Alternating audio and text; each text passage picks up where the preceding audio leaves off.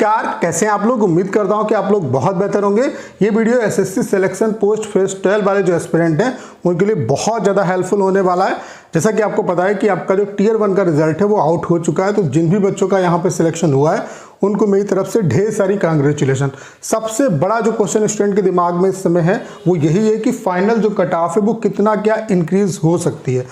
मतलब कि उनको ये डाउट है कि हमारा सिलेक्शन तो पोस्ट कोड में हो गया, मान लेते हैं कि 2-4 पोस्ट कोड पे सिलेक्शन हुआ है, ठीक है, और हर एक लेवल में हुआ है, लेकिन फाइनल सिलेक्शन होगा या नहीं होगा, कितने नंबर की लीड होनी चाहिए। क्योंकि सबसे बड़ी यहाँ पे जो प्रॉब्लम है वो ये है कि ये लोग जो मार्क्स हैं वो आपको बताते नहीं है कि आफ्टर नॉर्मलाइजेशन आपका स्कोर कितना है। तो ये सबसे बड़ी प्रॉब्लम है। तो स्टूडेंट को यही डाउट है सबसे बड़ा कि जो फाइनल मेरिट है वो कितना क्या इंक्रीज होगी, कितनी क्या उनके पास लीड होनी चाहिए ताकि वो यहाँ पे फाइनल सिलेक्शन ले सकते हैं। तो फेज 8, फेज 9, फेज 10 का जो डाटा है वो मैं आपको दिखाने वाला हूँ कि कट ऑफ कितनी क्या आपकी लेवल वाइज इंक्रीज हुई है फेज 8, फेज 9, फेज 10 में, और उसके अलावा क्या कंक्लूजन यहाँ से क्या निकलता है, कितने नंबर की लीड होनी चाहिए ताकि आपका यहाँ पे सिलेक्शन हो जाएगा।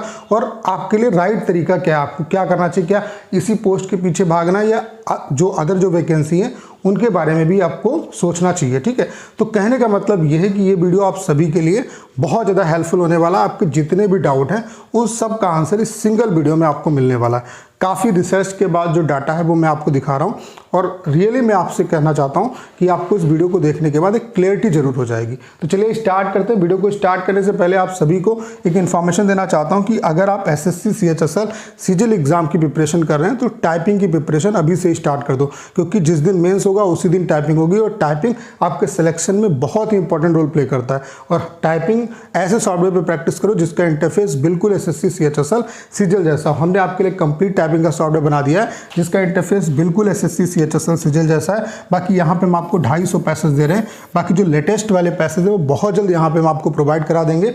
एक दिन का जो डेमो है वो आपके लिए बिल्कुल फ्री है। मैं आप सभी से जरूर कहूँगा कि एक बार डेमो जरूर दीजिएगा। डेमो का लिंक डिस्क्रिप्शन और कमेंट बॉक्स में पिन किया हुआ है, वहाँ से आप डेमो दे सकते हैं। और अगर आप डेमो से सेटिस्फाई होते हैं तो अपना जो बेस्ट प्लान है वो परचेज कर सकते हैं। तो सबसे पहले मैं आपको डाटा दिखाता हूँ। जैसा कि आप देख सकते हैं ये आपका रिजल्ट आ चुका है। आप सभी ने अपना जो रिजल्ट है वो चेक कर लिया होगा। बाकायदा रोल नंबर की लिस्ट जो है सभी लेवल के लिए अवेलेबल है, तो उसमें आप थोड़ा सा वेट करके जब अपने रोल नंबर से चेक करेंगे या नाम से चेक करेंगे तो थोड़ा सा वेट करके देख लेना, आपको पता चल जाएगा कि किस पोस्ट कोड के लिए आप किस पोस्ट कोड के लिए क्वालिफाई हुए। उसके अलावा इस बार सबसे अच्छी बात क्या है कि प्रोसेस काफ़ी फास्ट कर दिया है।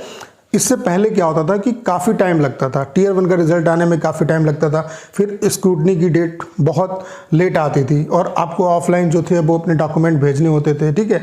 उसके अलावा यहाँ पे क्या होता है कि आपको जितनी भी इंफॉर्मेशन मिलेगी, जैसे कि जिस पोस्ट कोड के लिए आपका सिलेक्शन हुआ है तो वो किस रीजन का है वहाँ से आपको सारी डिटेल पता चलेगी। उसके अलावा हर पोस्ट कोड में बहुत कम वैकेंसी होती हैं, ढेर सारे पोस्ट कोड होते हैं और बहुत कम वैकेंसी होती है। उसके अलावा क्या है कि हर पोस्ट कोड का अलग से रिजल्ट आता है, ठीक है। तो आपका पोस्ट कोड जो है उसके हिसाब से आपको जो रीजनल वेबसाइट है उसी पे उसके रिगार्डिंग इन्फॉर्मेशन मिलेगी। इस बार क्या है किया इन्होंने कि स्क्रूटनी की जो डेट है वो साथ साथ दे दी है, और सिलेक्शन पोस्ट 12 का जो रिजल्ट है वो लास्ट ईयर की कंपेरिजन में काफ़ी फास्ट आपका है। तो इस बार उम्मीद है कि प्रोसेस काफ़ी फास्ट तरीके से आपका वर्क करेगा, ठीक है। बाकी अगर आपको डाटा पता हो तो फेज 8 की अगर हम बात करें तो फेज 8 का जो रिजल्ट है कुछ पोस्टों का वो 2023 तक में आया है, तो इतना यहाँ पे डिले होता है, ठीक है। उसके अलावा फेज 11 का भी अभी रिजल्ट जो है नहीं आया, ठीक है। फाइनल जो रिजल्ट है बहुत सी पोस्ट का नहीं आया। तो फेज 8 का मैं आपको एग्जांपल दिखाता हूँ, और यहाँ पे मैट्रिकुलेशन लेवल या ग्रेजुएशन लेवल और हायर सेकेंडरी लेवल से बहुत ज़्यादा लेना देना नहीं होता है, क्योंकि नॉर्मली हर एक लेवल में बहुत कम वैकेंसी होती है, चाहे वो मैट्रिकुलेशन लेवल हो, ग्रेजुएशन लेवल हो या हायर सेकेंडरी लेवल हो। उसके अलावा जो कॉमन एस्पिरेंट है वो हर जगह होते हैं, मतलब वही एस्पिरेंट हायर सेकेंडरी में भी होगा, वही ग्रेजुएशन में भी होगा, वही मैट्रिकुलेशन लेवल में होगा। तो यहाँ पे आप मैट्रिकुलेशन या ग्रेजुएशन के हिसाब से, जैसे अगर मैं मैट्रिकुलेशन का डाटा दिखा रहा हूँ तो ग्रेजुएशन लेवल के डाटा में बहुत ज़्यादा वेरिएशन नहीं होगा, ठीक है। बाकी यहाँ पर मैंने जो मैक्सिमम डाटा है वो लेने का प्रयास किया है। जैसे अगर मैं फेज 8 की आपको बात करूँ तो मैट्रिकुलेशन लेवल की एक पोस्ट थी जिसका पोस्ट कोड था ER12, मतलब 12320, जिसकी यूआर की टियर 1 की जो कट ऑफ गई थी वो 155.32 गई थी, और जो फाइनल सिलेक्शन हुआ है वो 174.46 पे हुआ है। तो आप देख सकते हैं कि फाइनल जो कट ऑफ है उसमें 19 नंबर का जो इंक्रीजमेंट है वो देखने को मिला। ऐसी एक पोस्ट थी मैट्रिकुलेशन लेवल की जिसका पोस्ट कोड था ER10320 यानी कि 10,320, जिसमें UR की कट ऑफ जो थी वो 99.92 थी। ये एक्सपीरियंस वाली पोस्ट है। इसके अलावा एक चीज़ और आपको ध्यान देनी है कि जो भी एक्सपीरियंस वाली पोस्ट होंगी उनमें कट ऑफ टियर 1 में भी आपको कम देखने को मिलेगी और फाइनल में भी कट ऑफ कम देखने को मिलेगी। उसका रीज़न क्या है? क्योंकि एक्सपीरियंस की वजह से ढेर सारे जो एस्पिरेंट हैं वो बाहर हो जाते हैं। बाकी जो फ्रेश वैकेंसी है जिसमें कोई भी एक्सपीरियंस नहीं मांगा होता है उसमें अमूमन कट ऑफ आपको हाई देखने को मिलेगी। तो यहाँ पे 99.92 टियर 1 की कट ऑफ गई थी और 107.87 पे सिलेक्शन हो गया था, यानी कि कट ऑफ जो थी वो 8 नंबर इंक्रीज हुई। तो आप देख सकते हैं एक्सपीरियंस वाली पोस्ट में ज़्यादा वेरिएशन नहीं है। ऐसे आप देख सकते हैं मैट्रिकुलेशन लेवल की एक पोस्ट थी जिसका पोस्ट कोड था ER12420, OBC की कट ऑफ टियर 1 की 142.87 गई थी और जो फाइनल यहाँ पे मेरिट लगी थी वो 160.80 पे लगी, यानी कि 18 नंबर का इंक्रीजमेंट यहाँ पे देखने को मिला। अगर हम यहाँ पे ग्रेजुएशन लेवल की एक पोस्ट की बात करें जिसका पोस्ट कोड था ER11520, इसमें UR की कट ऑफ 70.30 थी, तो कम कट ऑफ है, इसका मतलब है एक्सपीरियंस वाली पोस्ट थी। ठीक है, और यहाँ पे फाइनल जो सिलेक्शन हुआ था वो 84 नंबर पे हुआ था। तो आप देख रहे हैं कि एक्सपीरियंस वाली पोस्ट में भी 14 नंबर का यहाँ पे वेरिएशन देखने को मिला। ऐसे ही एक और पोस्ट थी ग्रेजुएशन लेवल की जिसका पोस्ट कोड था ER11620, जिसमें UR की कट ऑफ 17.18 थी। ये भी एक्सपीरियंस वाली पोस्ट थी और यहाँ पे आप देख रहे हैं कि इसका जो फाइनल जो सिलेक्शन हुआ है वो 109.90 पे हुआ, यानी कि 40 नंबर का लगभग यहाँ पे वेरिएशन देखने को मिला। तो आप खुद देख सकते हैं कि कितना क्या वेरिएशन यहाँ पे हो रहा है। ठीक है, उसके अलावा फेज 9 का मैं डाटा आपको दिखा देता हूँ। यहाँ पे मेट्रिकुलेशन लेवल की एक पोस्ट थी जिसका पोस्ट कोड था ER11321, जिसमें UR की कट ऑफ 165.66 थी टियर 1 की और जो फाइनल हुआ है वो 169.01 पे हुआ, यानी कि 4 नंबर का वेरिएशन आया। तो यहाँ से एक बात और समझ में आती है, एक चीज़ आपने और देखी होगी, जैसे यहाँ पे आप देख सकते हो कि OBC की कट ऑफ 142.87 टियर 1 की और फिर जंप कितना है 18 नंबर का। तो जहाँ पे कट ऑफ टियर 1 की कट ऑफ जैसे 150, 155 या इसके अंदर जा रही है तो फाइनल जो कट ऑफ है उसमें बहुत ज़्यादा इंक्रीजमेंट देखने को मिलता है।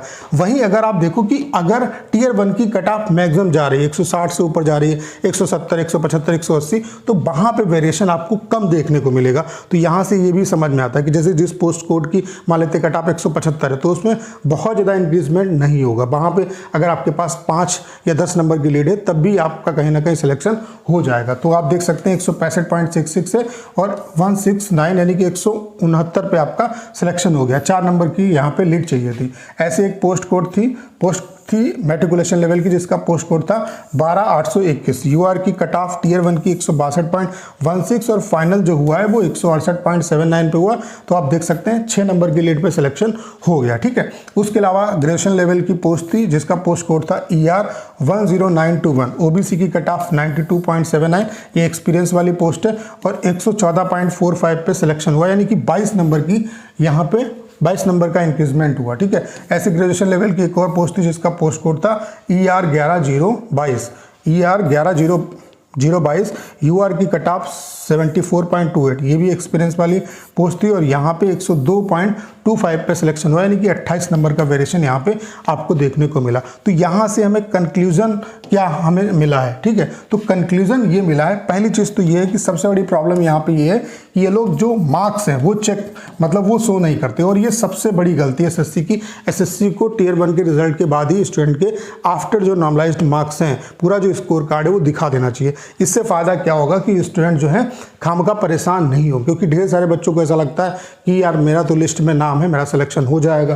तो यहाँ पे सबसे बड़ी प्रॉब्लम तो यही है। अब आप कैसे आइडिया लगाओगे? तो आइडिया लगाने का सिर्फ एक तरीका है कि आपने अपनी आंसर की चेक की होगी तो उसमें जो आपके मार्क्स बनने हो, उसके अलावा जिस पोस्ट कोड के लिए आप जिस पोस्ट कोड के लिए क्वालिफाई हुए हैं उसकी कट ऑफ देख लो कितनी बनी। मान लेते हैं किसी पोस्ट कोड की कट ऑफ 168 बनी, आपका आंसर की में 150 स्कोर बना था, तो इसका मतलब है कि 18 से ज़्यादा आपके नंबर जो है वो बढ़े हैं। तो इस तरीके से आप आइडिया लगा सकते हो कि कितना क्या आपका वेरिएशन मतलब आपके जो मार्क्स हैं वो बढ़े होंगे।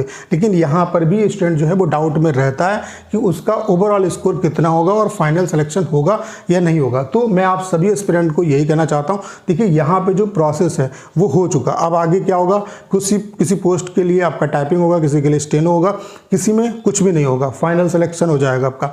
तो इसके पीछे बहुत ज़्यादा भागना नहीं है, यहाँ पर जो चीज़ें हैं वो हो चुकी हैं।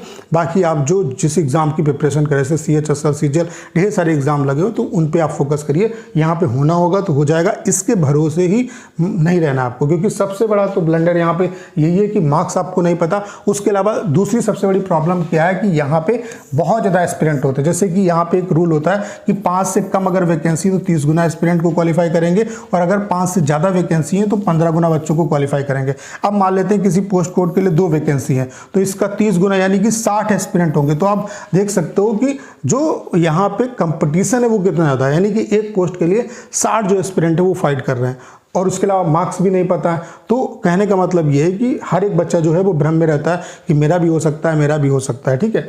तो ये सबसे बड़ी कमी है यहाँ पे। उसके अलावा यहाँ से हमने जो कट ऑफ आपको दिखाई, वहाँ से ये पता चलता है कि जो पोस्ट जिनमें एक्सपीरियंस मांगा जाता है, जिसमें एक्सपीरियंस मांगा गया होगा, वहाँ पे जो कट ऑफ है, फाइनल जो कट ऑफ है वो भी उतनी इंक्रीज नहीं होती है, और जो टियर 1 की कट ऑफ है वो भी कम जाती है, ठीक है। बाकी इसमें वेरिएशन भी रहा है, कहीं पे 4 नंबर बढ़े हैं, कहीं पे 8 नंबर, कहीं पे 28, कहीं पे 40 नंबर तक का वेरिएशन आया। तो ये वेरिएशन वो पोस्ट वाइज डिपेंड करेगा, लेकिन नॉर्मली ये चीज़ देखी गई है कि एक्सपीरियंस वाली पोस्ट में उतना वेरिएशन नहीं आता है। बाकी जैसे जो पोस्ट जिनमें कोई भी एक्सपीरियंस नहीं मांगा जाता है, उनकी कट ऑफ मैक्सिमम जाती है, और वहाँ पे कट ऑफ में वेरिएशन जो है वो काफ़ी ज़्यादा होगा। और उसमें ये चीज़ भी मैटर करती है, जैसे अगर टियर 1 की कट ऑफ जो नॉर्मल पोस्ट है उनमें टियर 1 की कट ऑफ अगर कम है, जैसे मान लेते हैं 140, 150, 152 है, तो फिर फाइनल जो कट ऑफ है वो ज़्यादा उसमें इंक्रीजमेंट देखने को मिलेगा। लेकिन अगर आपकी टियर 1 की कट ऑफ 170, 175 इस तरीके से, तो फिर वेरिएशन उतना नहीं आएगा। तो ये चीज़ें हमें सामने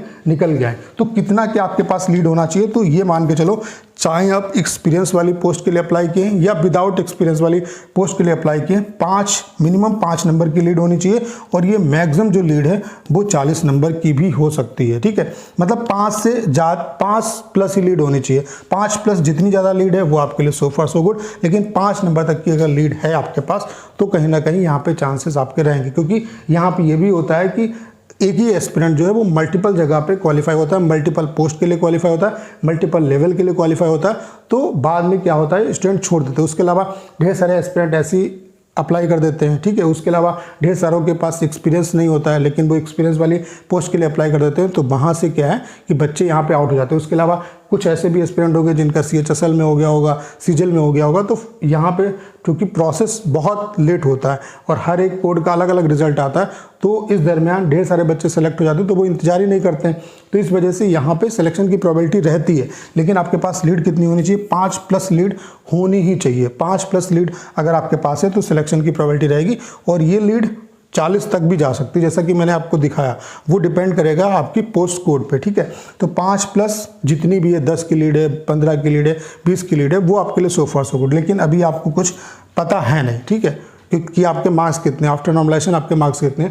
तो मैं आप सभी से यही कहना चाहता हूँ इस वीडियो के माध्यम से कि आपको इसके पीछे नहीं भागना है, ठीक है। यहाँ पे अगर किसी पोस्ट कोड के लिए क्वालिफाई हुए हैं तो अच्छी बात है, बाकी जो नेक्स्ट एग्जाम है उसकी प्रिपरेशन करिए। तो उम्मीद करता हूँ एक क्लैरिटी इस वीडियो से आपको जरूर मिली होगी, ठीक है। बाकी यहाँ पे ये प्रेडिक्ट कर पाना बिल्कुल पॉसिबल नहीं है कि किस पोस्ट कोड का कट ऑफ जो है वो कितना जाएगा, ठीक है। बाकी अगर आप CHSL सीजीएल एग्जाम की प्रिपरेशन कर रहे हैं तो ये टाइपिंग का हमने सॉफ्टवेयर बना दिया, जिसमें सारे के सारे प्रीवियस पैसेज हम आपको दे रहे हैं। एक दिन का जो डेमो है बिल्कुल फ्री है। मैं आप सभी से जरूर कहूँगा कि एक बार डेमो जो दीजिएगा। डेमो का लिंक डिस्क्रिप्शन और कमेंट बॉक्स में पिन किया हुआ है, वहाँ से आप डेमो दे सकते हैं। और अगर आप डेमो से सेटिस्फाई होते हैं तो अपना जो बेस्ट प्लान है वो परचेज कर सकते हैं। उम्मीद करता हूँ सारी जानकारी आप बहुत अच्छे तरीके से समझ पाए होंगे। करना क्या, इस वीडियो को 10 शेयर करना है। उसके अलावा अगर आप चैनल पर नए हैं और आपने अभी तक इसे सब्सक्राइब नहीं किया है तो प्लीज़ चैनल को सब्सक्राइब करना मत भूलिएगा।